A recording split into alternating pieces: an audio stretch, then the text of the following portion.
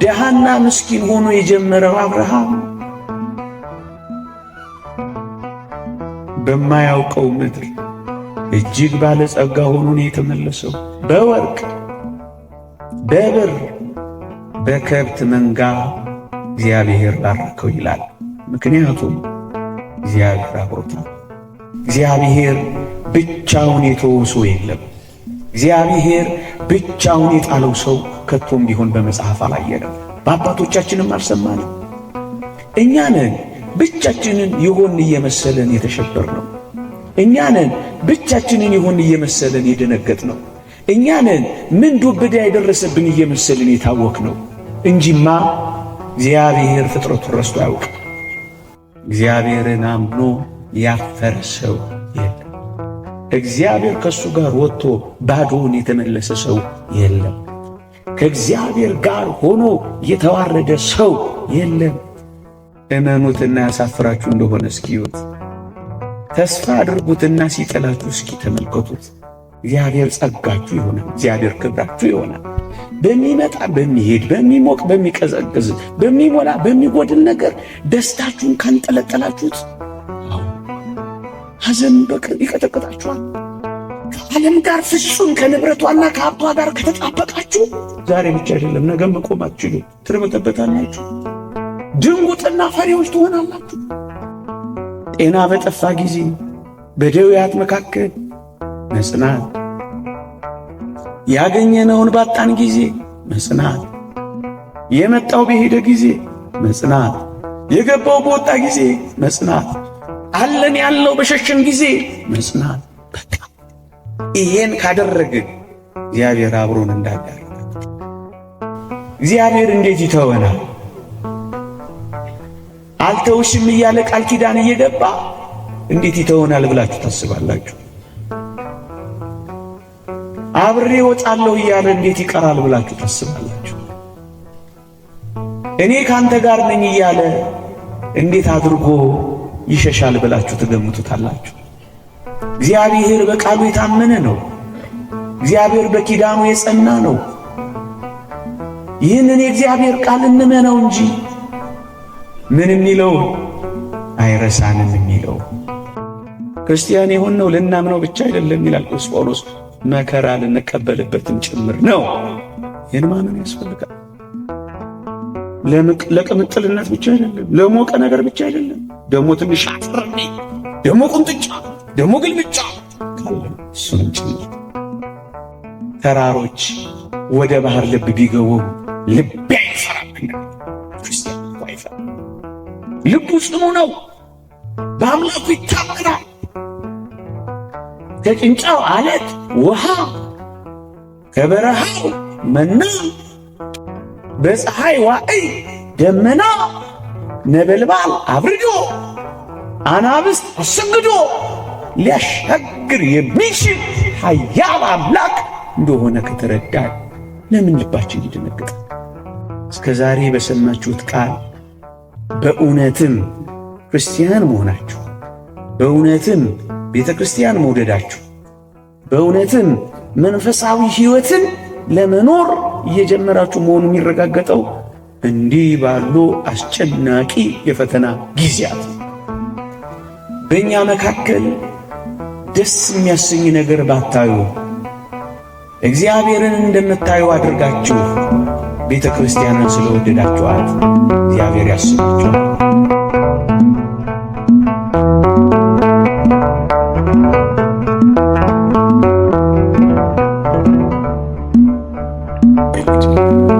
ወመንፈስ ቅዱስ አሐዱ አምላክ አሜን። የተከበሩ አባታችን የተወደዱ መምህራችን መምህር ፍስሐ፣ ክቡር ወንድማችን ዲያቆን ዘማሪ መለስ፣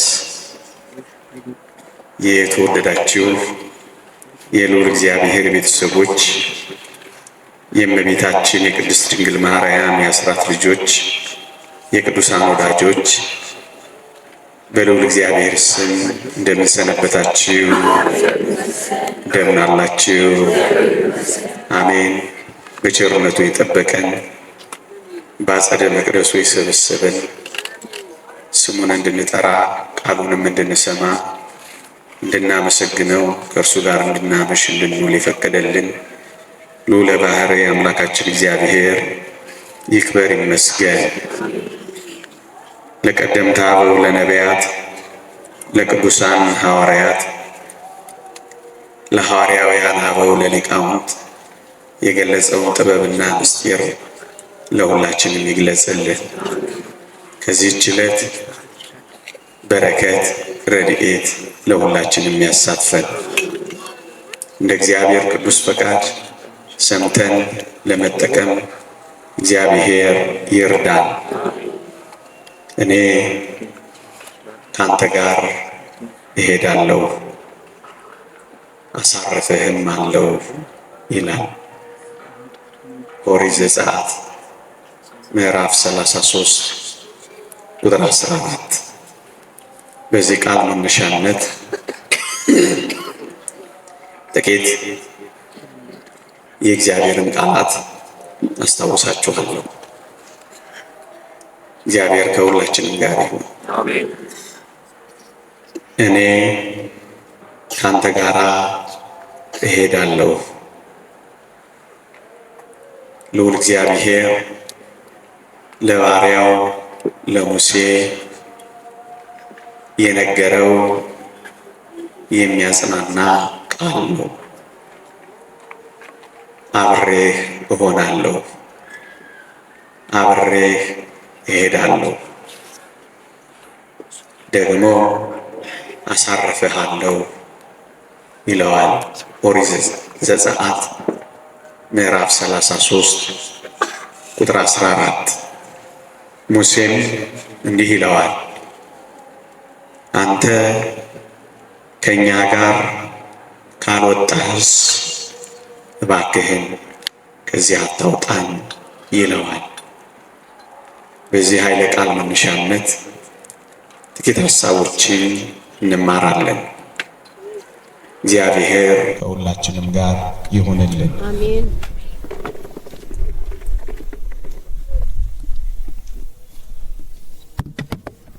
እግዚአብሔር ቸር አምላክ ነው። እግዚአብሔር ሩሩህ አምላክ ነው። እግዚአብሔር ፍቅር ነው። በዚህ በዕብራውያን መልእክት ምዕራፍ 6 ላይ እንዲህ ይላል። ከዚህ ቃል መነሻ ባደርግ ጥሩ ነው። እግዚአብሔርን ስላገለገላችሁ ቅዱሳንንም ስለምታገለግሉ እግዚአብሔር ለስሙ ያሳያችሁትን ፍቅር ይረሳ ዘንድ አመፀኛ አይደለምና ይላል። ልብ በሉ። እግዚአብሔርን ያገለገላችሁትን ለስሙ ያሳያችሁትን ፍቅር የእግዚአብሔርን ሰዎች ቅዱሳንን ማገልገላችሁን እግዚአብሔር አይረሳም የሚል የሚያጽናና ቃል ነው ያለው። ኦርቶዶክሳውያን እግዚአብሔር ምን አይረሳም። የምናደርጋትን ጥቂት ነገር እንኳን ሳይቀር እግዚአብሔር ያስታውሳል። እግዚአብሔር አይረሳም። ይህ ምንኛ ያጽናናል። ምን ማለት መሰላችሁ? ለቤቴ ያደረጋችሁትን እኔ አልረሳውም ነው የሚለው። ቁጭ ብላችሁ የተማራችሁትን፣ ዝናብ የደበደባችሁን፣ ፀሐይ የወረደባችሁን፣ ለቤተ እግዚአብሔር የለፋችሁትን እግዚአብሔር አይረሳው። አስራት በኩራት ያወጣችሁትን፣ ቀዳማያት ያመጣችሁትን የእግዚአብሔርን ካህናት ከልጆቻችሁ አፍ ቀንሳችሁ ከኑሯችሁ ቆርሳችሁ ማህሌት እንዲቆሙ ወንጌል እንዲያገለግሉ፣ ቅዳሴ እንዲቀድሱ፣ መስዋዕት እንዲሰዉ የደከማችሁትን ድካም እግዚአብሔር አይረሳው። ለዚህ ነው እግዚአብሔርን ማገልገላችሁን ይረሳ ዘንድ እግዚአብሔር አመፀኛ አይደለምና ይላል። ወገኖቼ እግዚአብሔር ቸር ከመሆኑ የተነሳ የትኛውንም ጥቂት ነገር እንኳን ብናደርግ የሚረሳ አምላክ አይደለም። ለዚህ ነው በመጽሐፍ በምድረ በዳ ዘር ባልተዘራበት ስፍራ እንደተከተልሽኝ አስቤያለሁና ይላል። በማለዳ ለቅዳሴ የመጣችሁትን እግዚአብሔር ያስባል። እስከ ዛሬ የደከማችሁትን ድካም እግዚአብሔር ይለካዋል፣ እግዚአብሔር ይቆጥረዋል። እዚህ ያመሻችሁ ውርጭና ብርድ የተመታችሁትን እግዚአብሔር ያየዋል። ምንም በድካም እንኳን ቢሆን የምናደርገውን ጥቂት ነገር እንደ ሙሉ ነገር እግዚአብሔር ይቆጥረዋል። ይህ ምንኛ ያጽናናል። በምድረ በዳ ዘር ባልተዘራበት ስፍራ እንደተከተልሽኝ አስቤያለሁና ይላል። ለምለም መስክ ሳናዘጋጅላችሁ፣ አራያና አብነት ሳንሆናችሁ፣ ጉድለታችሁንና ድካማችሁን እንደሚገባ እንኳን ሳናግዛችሁ፣ ጩኸታችንን ታግሳችሁ እግዚአብሔር ይናገራል ብላችሁ በውሽንፍሮችና በውርጭ ውስጥ ዝም ብላችሁ በዚህ በቤተ እግዚአብሔር የኖራችሁትን ኑሮ እግዚአብሔር አይረሳው። በምድረ በዳ ዘር ባልተዘራበት ስፍራ እንደተከተልሽኝ አስቤያለሁና ይላል። በእኛ መካከል ደስ የሚያሰኝ ነገር ባታዩ እግዚአብሔርን እንደምታዩ አድርጋችሁ ቤተ ክርስቲያንን ስለወደዳችኋት እግዚአብሔር ያስባችኋል። ዓይናችሁ ደስ የማያሰኝ፣ ጆሮአችሁ ደስ የማያሰኝ ነገር ቢሰማም ሃይማኖታችሁን አለመቀየራችሁን፣ ተስፋችሁን አለመጣላችሁን፣ ካንተ ሌላ ምን አለን ብላችሁ መሸሸጊያ ጥግ፣ መሰማሪያ መስክ እግዚአብሔርን ስላደረጋችሁት ምድረ በዳ እንኳን ቢሆን እግዚአብሔር ይህንን መከተላችሁን ይህንን ማገልገላችሁን እግዚአብሔር አይረሳውም። ለዚህ ነው ስለ ስሙ ያሳያችሁትን ፍቅር ይረሳ ዘንድ እግዚአብሔር አመፀኛ አይደለም የሚለው። ምን ማለት ነው? የትም እንሁን የት፣ በምንም እንኑር በምን እግዚአብሔር አይረሳንም። ለዚህ ነው በመጽሐፍ አልተውሽም ከቶም ቢሆን አልጥልሽም የሚለው። ወገኖቼ በእጄ መዳፍ ቀርጬሻለሁና አልተውሽም የሚል ምንኛ የሚያጽናና ቃል ተጽፏል መሰላችሁ? ኦርቶዶክሳውያን እግዚአብሔር እንዴት ይተወናል? አልተውሽም እያለ ቃል ኪዳን እየገባ እንዴት ይተወናል ብላችሁ ታስባላችሁ? አብሬ ወጣለሁ እያለ እንዴት ይቀራል ብላችሁ ታስባላችሁ? እኔ ካንተ ጋር ነኝ እያለ እንዴት አድርጎ ይሸሻል ብላችሁ ትገምቱታላችሁ? እግዚአብሔር በቃሉ የታመነ ነው። እግዚአብሔር በኪዳኑ የጸና ነው። ይህንን የእግዚአብሔር ቃል እንመነው እንጂ ምን የሚለው አይረሳንም የሚለው። እንኳን እኔና እናንተን ጠባ ለኪዳን መሸ ለቁርባን ባይገባን እንኳን የእግዚአብሔርን ቃል በፊቱ ተነጥፈን የምንሰማው እግዚአብሔር ፍጥረትን እንኳን እንዴት እያስጋደረ እግዚአብሔር ምድርን እንዴት እንዳረሳ እንኳን አታዩ። እንዴት ይረሳናል? እንዴት ይተወናል? ለዚህ ነው አረሳሽም ከቶም ቢሆን አልጥልሽም በእጄ መዳፍ ቀርጬሻለሁና የሚለው። ችንካር የተበሳበትን እንዴት ይረሳል? ዋጋ የከፈለበትን እንዴት ችላ ይላል? ይህ ምንኛ የሚያጽናና ቃል ነው ኦርቶዶክሳውያን። ከዚህ ጋር አብሮ ነው የሚሄደው እኔ ካንተ ጋር እሄዳለሁ አሳርፍህማለሁ እኮ የሚለው ለዚህ ነው ወገኖቼ። የእግዚአብሔር ሰዎች ስንሆን እመኑኝ፣ እግዚአብሔር ብቻውን የተወው ሰው የለም። እግዚአብሔር ብቻውን የጣለው ሰው ከቶም ቢሆን በመጽሐፍ አላየንም፣ በአባቶቻችንም አልሰማንም።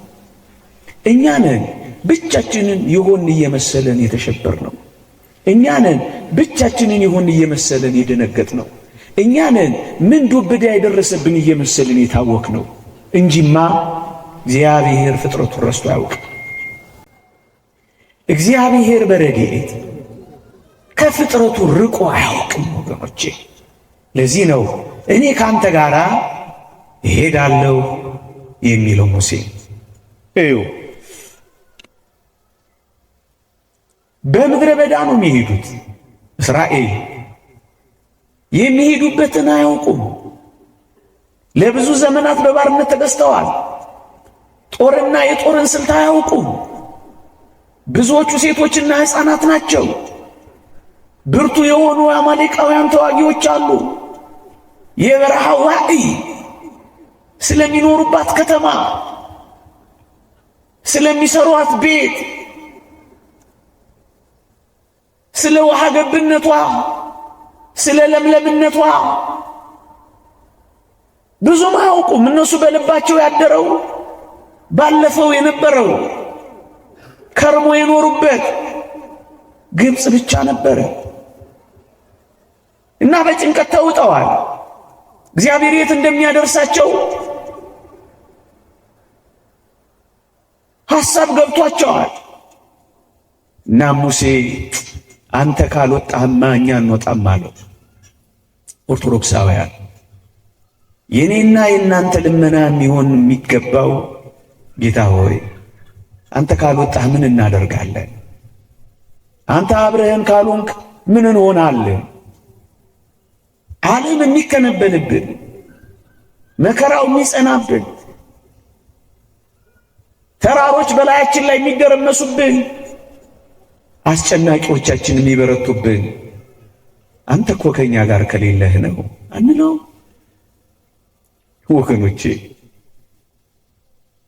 ብዙ ጥቂት የሚሆንብን፣ የነካነው የሚደርቅብን፣ ተናግረን የማንሰማው፣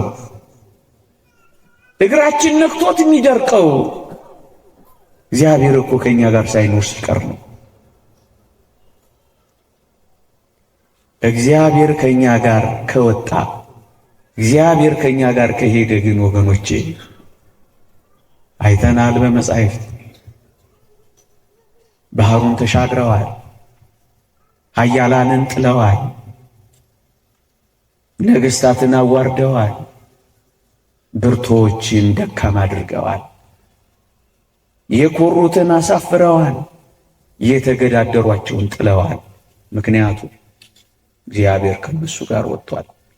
ኦርቶዶክሳውያን አሁን ሊኖረን የሚገባው ሐሳብ በዋናነት እግዚአብሔር ከኛ ጋር ይወጣል። የሰራዊቱ ጌታ ከፊትና ከኋላ ከኛ ጋር ይሄዳል። ነበልባል የሚያበርድላቸው፣ ዋዕዩን የሚያሳልፋቸው፣ ዘር ባልተዘራበት ስፍራ መና የሚያወርድላቸው፣ እርሻ ባያርሱም ጎተራ ባይኮቱም እሱ ከነሱ ጋር ከወጣ በረሃው እርሻ ይሆናል።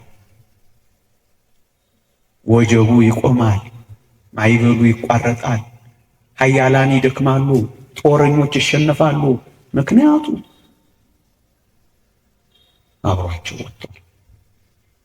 በእርግጠኝነት ኦርቶዶክሳውያን ምእመናን የትም እንሂድ የት፣ እንዴትም እንኑር እንዴት፣ በምንም ሁኔታ እንመላለስ፣ አንድ ነገር ግን እርግጠኛ እንሆን፣ እግዚአብሔር አብሯችን ይወጣል።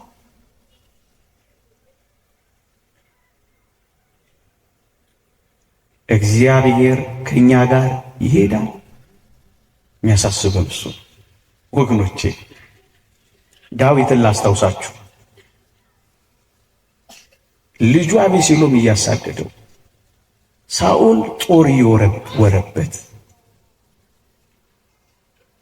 ገዢው ራሱ ሳኦል ጨክኖ እያሳደደው ዳዊት አንድ ነገር ብቻ ነው የሚለው። ምንድን ነበር የሚለው? አንተ ፊትህን ከእኔ ለምን ትሰውራለህ ነው የሚለው። ክርስቲያኖች ሆይ የሁላችንም ብርቱ ፈተና የሁላችንም ጥልቅ መከራ ሊሆን የሚገባው ልዑል እግዚአብሔር ከኛ ፊቱን የሰወረ እንደሆነ ነው። ከፊታችን ቀድሞ ከሄደ ግን እመኑኝ እንዳናዝን እንደሰት።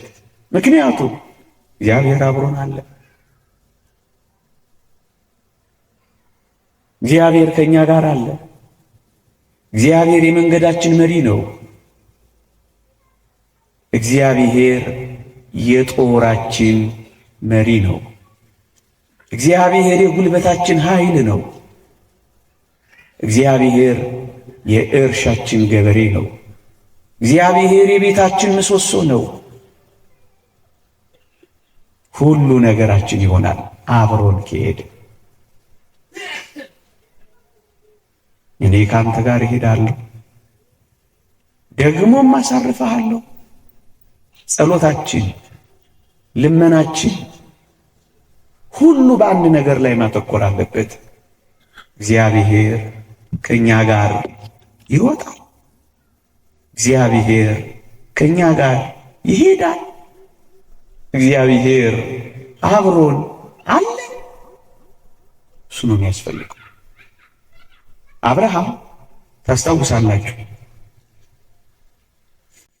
ከቤቱ ሲወጣ ስለሚሄድበት ቦታ አያውቅ፣ ስለ መልክዓ ምድሩ አልጠየቀም፣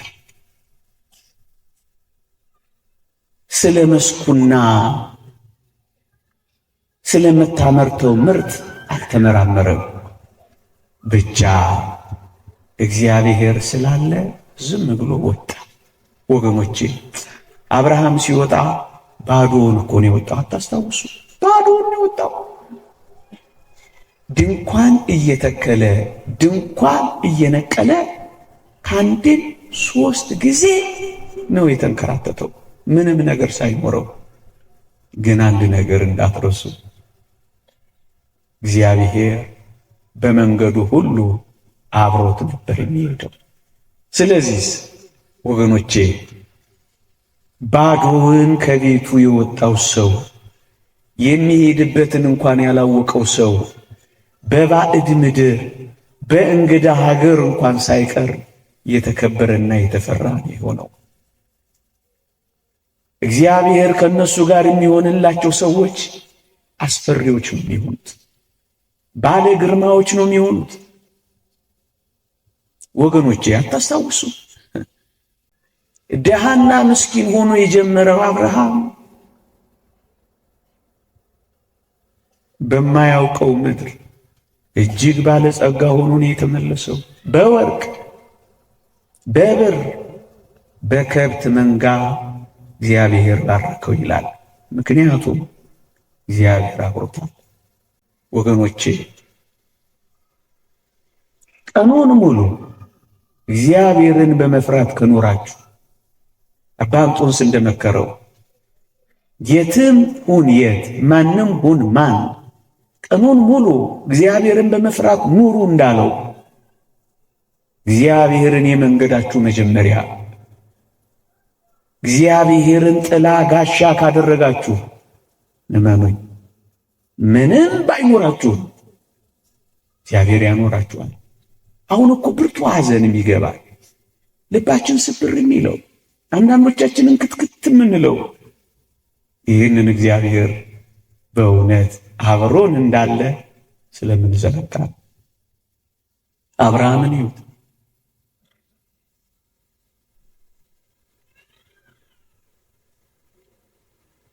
ባዶ ሆኖ የወጣው በጣም ይደንቃል። የከብት መንጋው ብዛቱ መቆጣጠር እስከማይችሉ ድረስ ነው የተጥለቀለቀው። ግን እኮ አያውቀውም ምድሩ፣ ግን እኮ አያውቀውም ስፍራው። ግን እግዚአብሔር ባረከው። እንደ ተንከራተተ አልቀረም፣ እግዚአብሔር አሳረፈው። አያችሁ፣ አሳርፈሃለሁ ማለት እኮ ይሄ ነው። እግዚአብሔር ከነሱ ጋር ከወጣ ያላሳረፋቸው የሉም። በጸሎታችንም በኖሯችንም ዋናው ጥያቄያችን የሚሆነው እግዚአብሔር ከፊታችን አለ፣ እግዚአብሔር በመንገዳችን ይቀጥመናል፣ እግዚአብሔር ከኋላ ይከተለናል። ወደ ቀኝም ወደ ግራም እንዳንል እግዚአብሔርን እናስባለን። እግዚአብሔር አለ ወይ? እኔ ካንተ ጋር እሄዳለሁ ብሏል። ይሄንን ማመን አለብን ምእመናን። ይኸው አብርሃምን ይሁን ቃል ኪዳን ገብቶለት እንደ ሰማይ ከዋክብት ደግሞም እንደ ምድር አሸዋ አበዛሃለሁ ብሎት አንድም ልጅ ሳያገኝ 99 ዓመት ኖረ። አዎ እግዚአብሔር ቃል ኪዳን እንደገባለት እንደ ሰው ቃል ኪዳኑ የዘገየ ቢመስልም እግዚአብሔር ግን ባበቃበት ሰዓት መጣለት። እያችሁ ካንተ ጋር እሄዳለሁ አለው። ይሄው መቼ አሳፈረው? እመኑትና ያሳፍራችሁ እንደሆነ እስኪዩት፣ ተስፋ አድርጉትና ሲጠላችሁ እስኪ ተመልከቱት። እንደው ከቀድሞ የበለጠ እግዚአብሔር ጠፉን ከተማ አድርጎለት የሌለውን እንዲኖር አድርጎለት ጠላቶቹን አስገዝቶለት እሱ ከእሱ ጋር ስለሆነ ሁሉን ነገር ቀይሮለት እንዴት እንደባረከው ተመልከቱ። አብሮት ሄዷላ፣ አብሮት ኖሯላ። ወገኖቼ ያዕቆብን ስላስታውሳችሁ ወንድሙ አባሮት ነገር ተበላሽቶበት ከቤቱ ወጥቶ ስደት ገብቶ ተንከራቶ ታስታውሳላችሁ። በመንገድ ላይ እኮ ያገኘው እግዚአብሔርን ነው ወገኖቼ፣ አትጠራጠሩ። ደክመ ከፍቶ ሆድ ብሶ ነገር ተዘበራርቆብን እንኳን ቢሆን እንዳትረሱ እግዚአብሔር በመንገዳችን፣ እግዚአብሔር በጎዳናችን፣ እግዚአብሔር ጨለማ በሆነው ሌሊታችን እንኳን ሳይቀር ከኛ ጋር ይሆናል። ቅዱስ ያዕቆብ በራእዮችና በመገለጦች የታጀበው እንዲህ ባሉ የመከራ ጊዜያት እኮ ነው። እንዲህ ያሉ በፈተና ጊዜያት እኮ ነው ወገኖቼ። እንዲህ ያሉ የመከራ፣ እንዲህ ያሉ የፈተና፣ እንዲህ ያሉ የጭንቅ ጊዜያት እመኑኝ የበለጠ እግዚአብሔርን ማወቂያ፣ የበለጠ የእግዚአብሔርን መለኮታዊ ጥበቃ፣ የበለጠ እግዚአብሔር ለኛ ምን ያህል ቅርብ እንደሆነ ማረጋገጫ ጊዜያት ነው የሚሆኑት። ያዕቆብን ተመልከቱ። ብቻው በሆነበት በዚያ ሌሊት ከወገኖቹ በወጣበት ቤት አልባ በሆነበት በስደት በሚንከራተትበት ጊዜ ነው እግዚአብሔር ብቻውን ያገኘው። ወገኖቼ ይህን አምላክ ብቻችሁን የምታገኙበት ዘመንና ሌሊት እንደሚሆን ታውቃላችሁ። ጣዕሙን የምትቀምሱበት በፈተናዎች መካከል እንዳሻገረ በመከራዎች መካከል እንደደረሰልን እንዲህ ባሉ ሌሊቶች ብርሃን እንደፈነጠቀልን የምናይበት የእግዚአብሔርን ሥራ የምናጣጥምበት ሌሊት እንዲሆና የያዕቆብ ሌሊት ያድርግላችሁ ትባባሉ።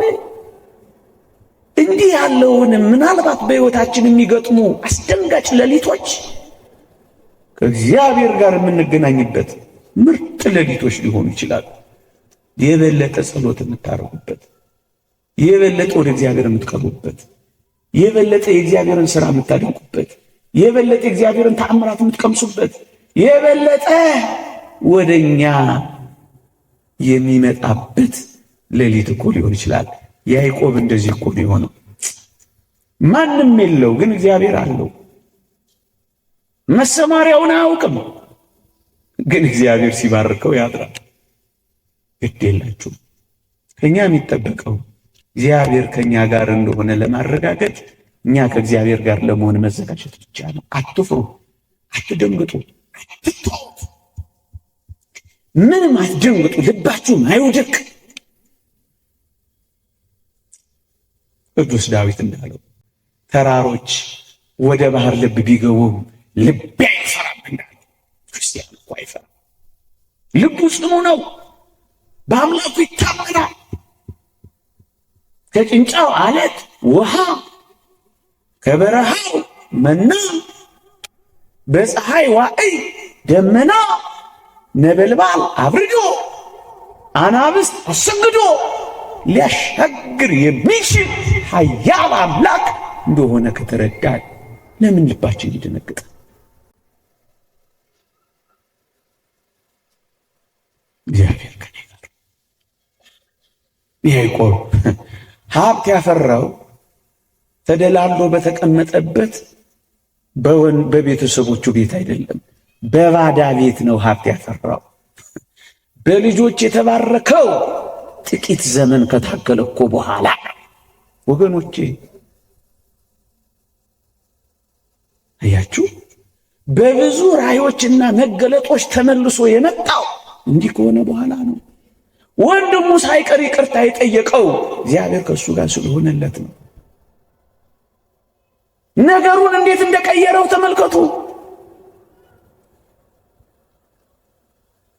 ያስጨነቀውን ወንድሙን እንዴት እንዳራራለት እዩ። ያባረረው ኤሳው እንዴት ሊቀበለው እንደወጣ ተመልከቱ። በልጅ ተከቦ በከብት መንጋ ተጥለቅልቆ እኮ ነው የተመለሰው። ምክንያቱም እግዚአብሔር ከእሱ ጋር ሄዷል። ኤሳው መጥቶ ሰላም አውርደው ና አብረን እንሂድ ሲለው እኔ በሕፃናቱና በእንስሳቱ እርምጃ በዝግታ እከተላለሁ፣ አንተ ሂድ አለው። አዎ ተሞልቶ ነው የተመለሰው። እመኑኝ፣ እግዚአብሔርን አምኖ ያፈረ ሰው የለም። እግዚአብሔር ከእሱ ጋር ወጥቶ ባዶውን የተመለሰ ሰው የለም። ከእግዚአብሔር ጋር ሆኖ የተዋረደ ሰው የለም። ታዲያ እንደዚህ ነው መንገዱ። ለምንድን ነው እኛ እንዲህ የደነገጥነው? ችግር ካለ ፈትሹ። ያዕቆብን ተመልከቱ። እንዲህ ባለ አስደናቂ ሁኔታ በአጀብ ነው የተመለሰው። ምክንያቱም እግዚአብሔር ከእርሱ ጋር፣ ምክንያቱም እግዚአብሔር አብሮት ወጥቷል፣ ምክንያቱም እግዚአብሔር በሌሊት ባርኮታል። አሁን ጸሎት ጨምሩ። አሁን ትንሽ ነቃ በሉ። አሁን ትንሽ በርቱ። በመጨነቅ ጥብብ ኩርምት እንዳትሉ። የበለጠ ጸሎት፣ የበለጠ መሰብሰብ፣ የበለጠ እግዚአብሔርን ማወቅ፣ የበለጠ መዘመር፣ የበለጠ ወደ እግዚአብሔር መጠጋት፣ የበለጠ እግዚአብሔርን ጋሻ ማድረግ፣ የበለጠ ወደ እግዚአብሔር ትምክህት መቅረብ የሚያስፈልግ። ቤታችሁ ልትቀመጡ ምንም ልትለውጡት የማትችሉትን ነገር ስታወሩ ብትሉ ልባችሁ ይደክማል፣ ሰውነታችሁ ይደነዝዛል፣ አእምሯችሁ ይፈሳል፣ በሽታ ላይ ትወድቃላችሁ። እናንተ እኮ ክርስቲያኖች ናችሁ አላችሁ። ያለ ጠባቂ አልተዋችሁ። እሱ ከኛ ጋር እንዲወጣ አንተ ካልወጣ አንወጣም። አንተ አብረን ውጣ፣ አንተ አብረን ተሰማራ፣ አንተ ቅደም፣ አንተ ተከተለ፣ አንተ የመንገዳችን መሪ ሁን፣ አንተ የመስካችን አሰማሪ ሁን። ምንም የለን፣ የት እንደምንሄድ አናውቅም። አንተ አሳርፍ፣ ክንዶች ያሳርፋሉ፣ ቃሎችህ ይጠግናሉ፣ ተስፋ ያለመልማል። እኔ ዝም ብዬ አንተን ብቻ ተስፋ አደርጋለሁ። ቅድም አልሰማችሁት መዝሙር? ሰው ዝም ብሎ እግዚአብሔርን ተስፋ ቢያደርግ መልካም ሕይወታችሁን በልዑል አምላክ ተስፋ ላይ እንጂ በዚህ ምድር ላይ ስለጣልን እኮ ነው ሐዘን በጥልቀት የሚጎዳ።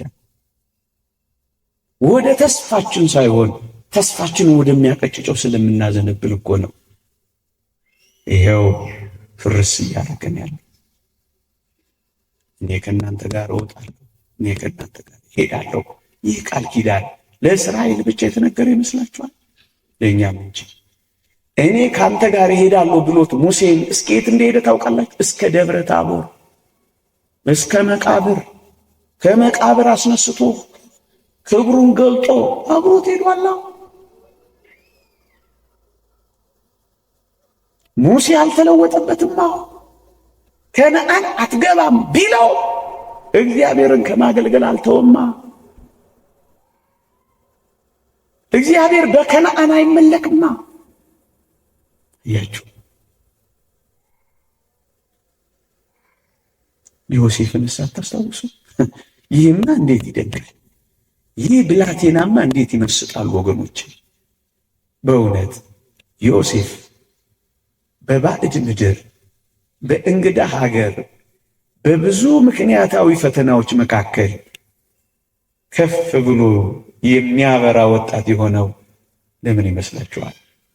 እግዚአብሔር ከእሱ ጋር ቀድሞ ስለሄደም አይደል? እንዲህ ይላል እግዚአብሔር ቃል፣ ዮሴፍም ስራው ሁሉ የተከናወነለት ሰው ሆነ ይላል። የተከናወነለት ሰው ለምን? አብሮት ሄዷላ፣ አብሮት ወጥቷላ። በፈተናዎች መካከል እግዚአብሔርን ነው የሚያየው።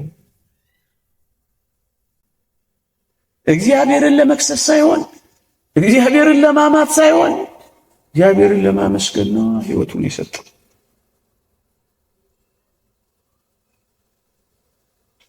እግዚአብሔርን ለማማት እንደ ዮሴፍ ያለ ብዙ ምክንያት ያለው ሰው በመጽሐፍ አልታየም። ግንስ ለማማት፣ ለመንቀፍ፣ ለመተቸት አይደለም፣ ሁሌ ፊቱ ላይ አድርጎት ይኖራል። እዩት፣ በእስር ቤትና በወህኒ ቤት አለቃ ነው። በአለቃው በጲጢፋራ ቤት ወሳኝ ሰው ነው። ለጎረቤቶቹ ምግብ አከፋፋይ ነው። ለጠሉትና ጉድጓድ ውስጥ ለከተቱት ደግሞም ለሸጡት ወንድሞቹ ደግሞ በፍቅር ይቅር ባይ ነው። ምን አይነት ሰው ነው ይህ ሰው? ለምን ካላችሁኝ እግዚአብሔርን በልቡ ትከሻ ይዞት ወጥቷል። መንገድህን ለእግዚአብሔር አደራ ስጥ። መውጣትና መግባትህን አንተ ብክንክን አትበል፣ ለሕያው እግዚአብሔር አስረክብ።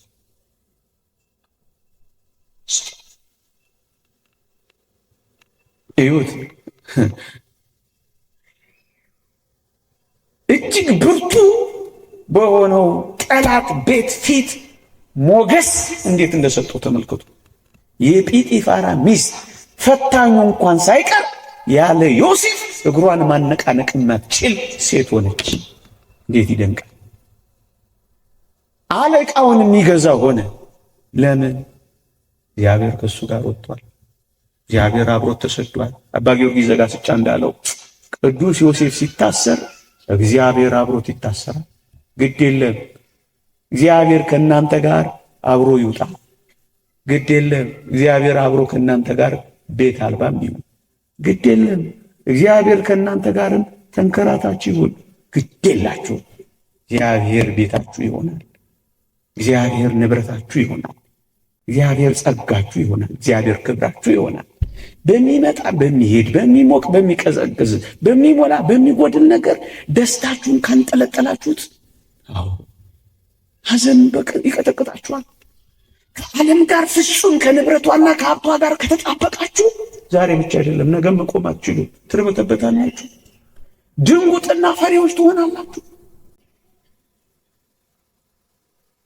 እያችሁ ስለተጣበቅንባት እኮ ነው የምንደነግጠው። ሁሉም ነገር ቋሚና የኛ ስለሚመስለን እኮ ነው የምንሸበረው። ይሄ ደግሞ ለዓለምና በዓለም ለሚኖሩ ሰዎች ይመቻቸዋል።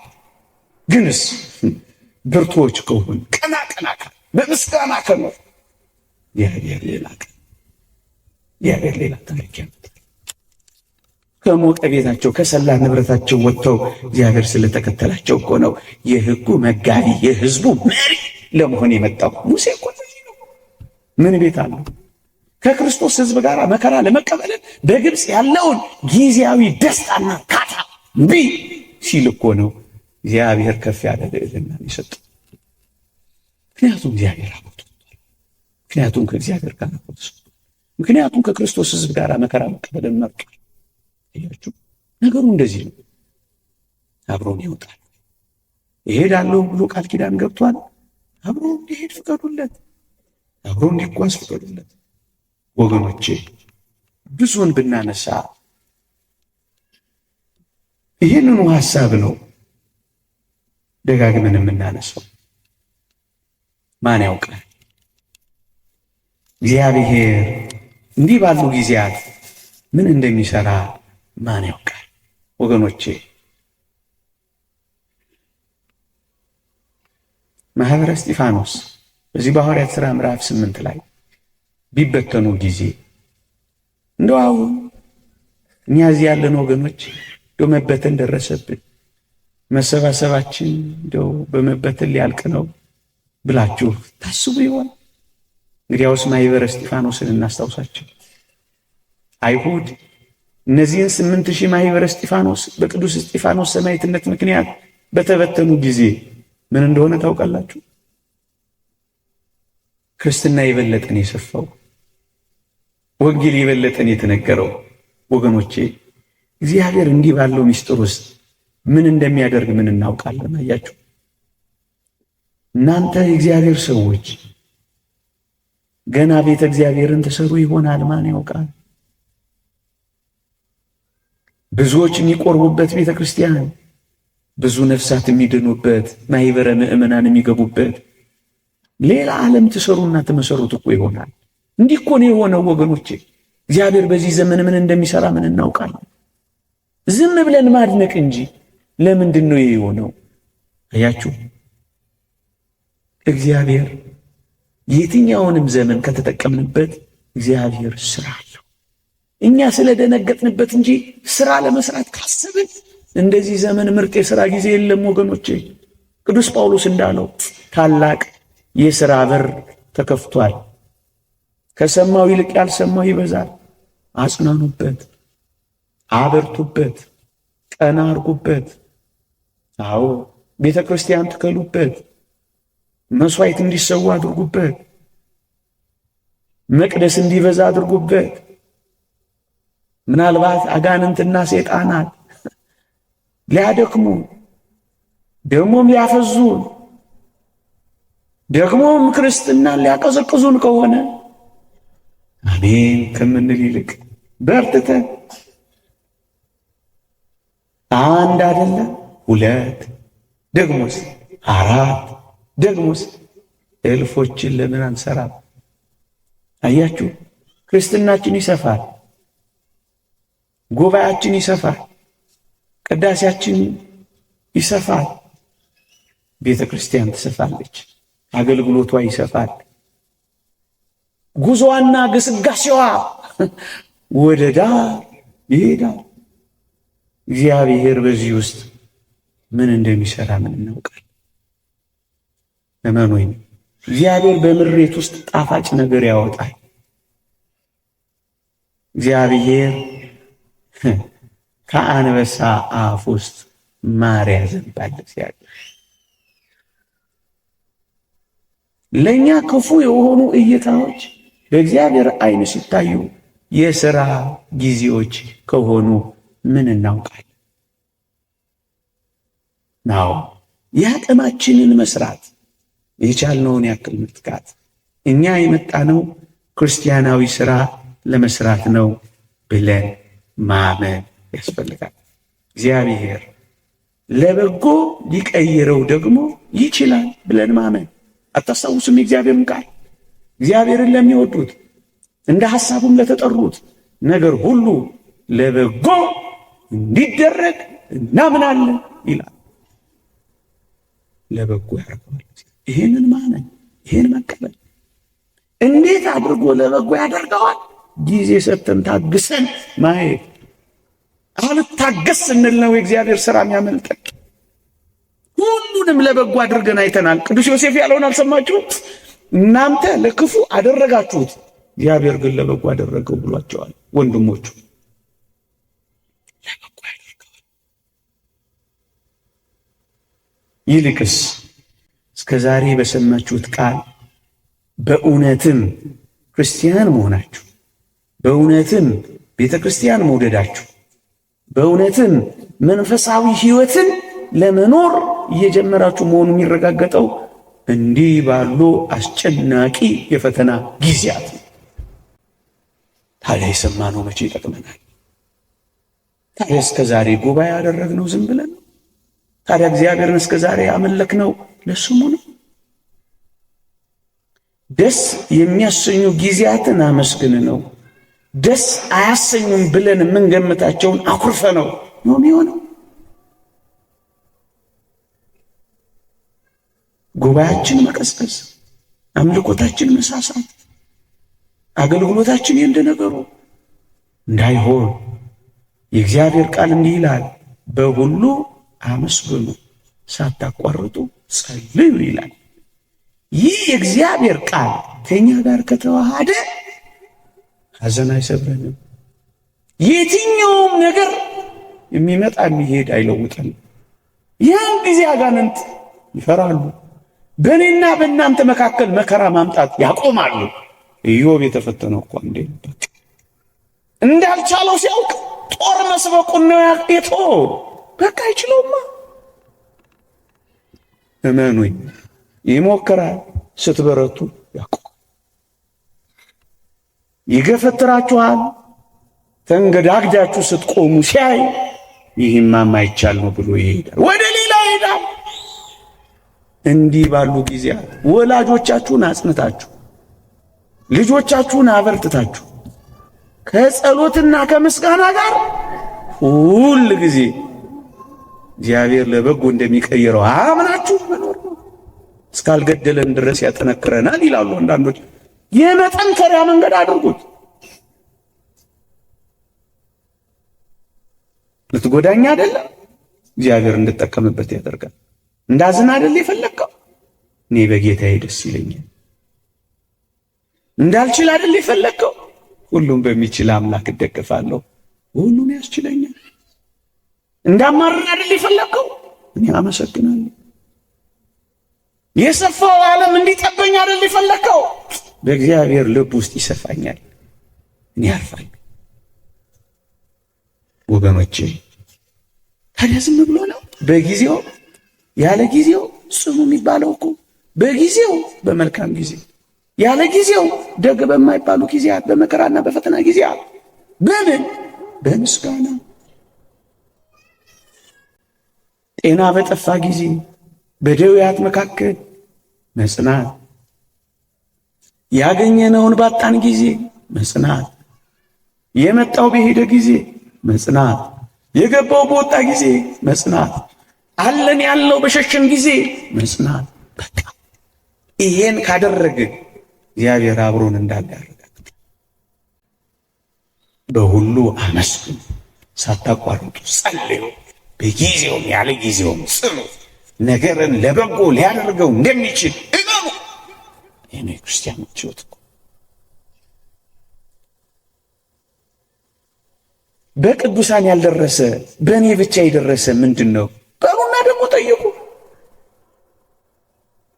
በዘረዝረው ብዙ ነው እንጂ አዎ እንኳን በእኛ በክርስቶስ ብዙ ያደረገች አለ። ደግሞስ እዩ በቅዱሳት መጻሕፍት ለተጻፉ እንደ ይቅርታ አድርጎልኝ ሟርተኛ ካላላችሁኝ በቀር ለተዘጋጁ ብርቱ መከራዎችም ጭምር እንድንዘጋጅ አይደል እግዚአብሔር ዛሬ እያስተማረን እየነገረን በቤተ ክርስቲያን እየሰራን ያለው። ለእንዲህ አይነት ነገር ይቸኳል። ከዚህ የበለጡ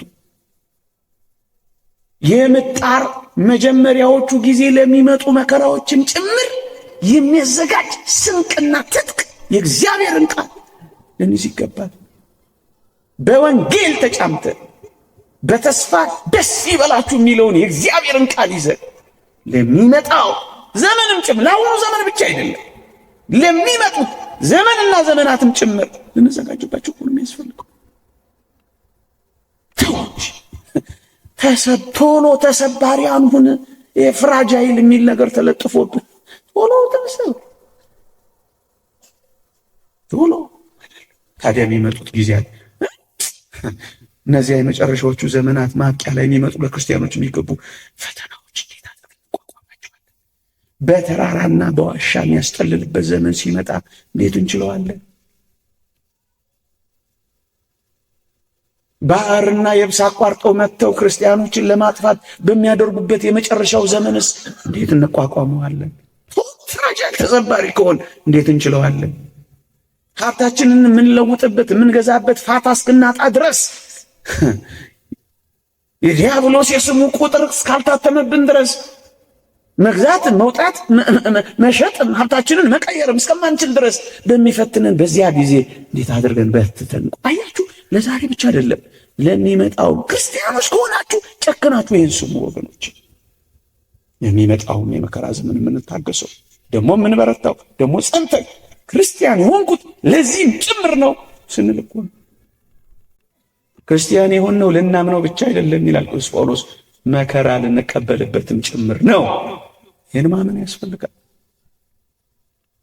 ለቅምጥልነት ብቻ አይደለም፣ ለሞቀ ነገር ብቻ አይደለም። ደግሞ ትንሽ አፈርኔ ደግሞ ቁንጥጫ ደግሞ ግልምጫ ካለ እሱንም ጭምር።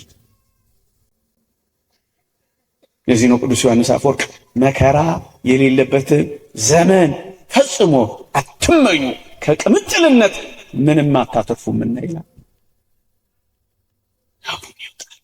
አብሮን ይሄዳል። ይህንን እንመን። በሞት ጥላ መካከል እንኳን ብሄድ አንተ ከኔ ጋር ነህና ምን አልልም ክፉን አልፈን በሞት ጥላ መካከል እንኳን ብሄድ አንተ ከኔ ጋር ነህ። አብረኸኝ ነው የምትሄደው። እመኑ ክርስቲያኖች፣ በዚህ ቃል ተጽናኑ፣ በርቱ። እግዚአብሔር ከኛ ጋር ነው። እግዚአብሔር ከኛ ጋር ከሆነ ማን ይቃወመናል? ይሄን ነው ማመን ያለብን። አናፍርም፣ አንሸበርም፣ አንደነግጥም፣ አንታወክም። ይልቅ እንበረታለን። ከፍ ያለ እግዚአብሔርን ሥራ ደግሞ እንሰራለን። ምክንያቱም በሞት ጥላ መካከል እንኳን ብሄድ አንተ ከኔ ጋር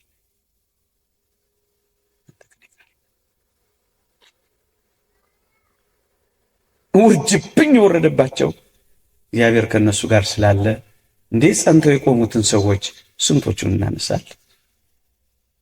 በአንድ ጊዜ ልጆቹንም፣ በአንድ ጊዜ ሀብቱንም፣ በአንድ ጊዜ ሚስቱን ምን ያላጣዋለ ያ ጻድቅ ሰው ደጉየው። እናንተ በዚህ ሁሉ መካከል እግዚአብሔር ከሱ ጋር ስላለ ሰይጣንን አሳፈረ። የተነሳሳበትን አጋንንት አዋረደ፣ አፉን አዘጋው፣ አስደነገጠው፣ ውጊያውን አስቆመው። ግድ የለም እንዲህ ነው ነገሩ። በሁሉም ዘንድ ወጀብና አውሎ አንድ ጊዜ ያመጣና ሊደፍቀን ይሞክር ይሆናል።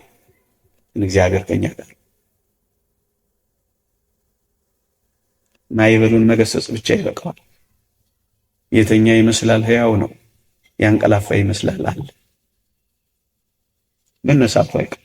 እስከዛች ድረስ ግን መታገስ፣ መቀስቀስ፣ አለመናወጽና አለመደንገጥ፣ ደግሞ መጥራት ነው፣ አድነን ማለት ነው። ከዚህ የበለጠ ምን አለ? እሱ ከኛ ጋር እኔ ካንተ ጋር እሄዳለሁ አሳርፍህም አለው ሲለው አንተ ካልወጣህ አልወጣማ አይደል ያለው? ያልኳችሁ እንደዚህ አንተ ከኛ ጋር አብረን ውጣ፣ አብረን ተሰማራ፣ እንደዚህ እንበል። እግዚአብሔር ያበርታን፣ እግዚአብሔር ያጽናናን። እግዚአብሔር በመንገዳችን ሁሉ ወደ ቀኝም ወደ ግራም አትበል እንዳለው ወደ ቀኝም ወደ ግራም ሳንል ከእግዚአብሔር ጋር ብቻ ለመጨረስ እግዚአብሔር ኃይልና ብርታቱን ይስጠን፣ ማስተዋሉን ሁሉ ያድለን። በሚቀጥለው ሳምንት ከመጣችሁ ተከታታይ ትምህርት እንጀምር ወይስ ትንሽ